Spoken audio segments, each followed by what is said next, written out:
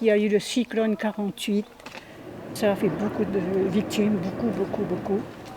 Ma petite copine de 10 ans, elle est morte, là, sa maison s'est renversée sur elle. Ah, c'était très dur, c'était violent.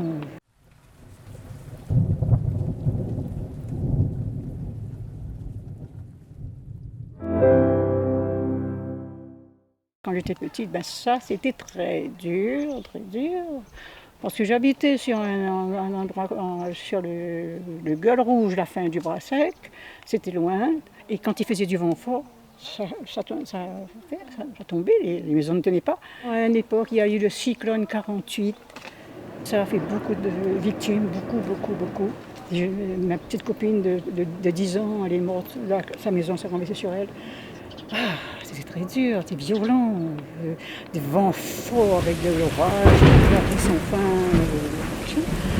Quand il y a eu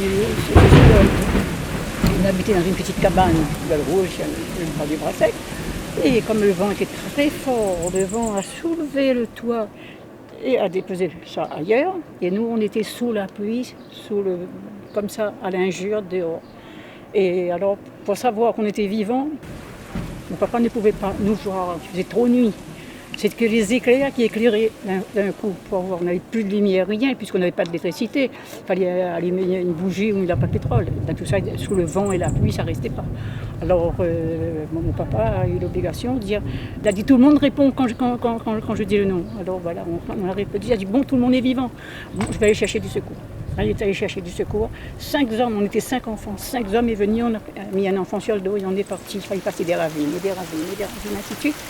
Et quand on est arrivé dans une grande maison, il y avait un feu avec une grande marmite comme ça sur le feu. Et là-dedans, ils mettaient tout, les animaux, les grains, les légumes, tout ce qu'on trouvait, pour faire une sorte de soupe donnée à tout ce monde qui arrivait là.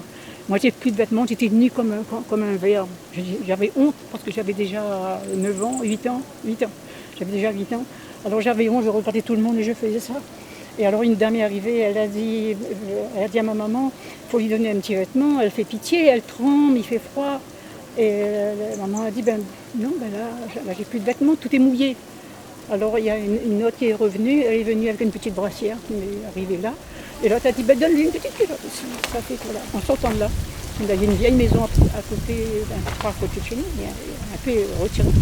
Alors papa a demandé au monsieur si on pouvait rester là au moins 2 jours, le temps de trouver un loyer.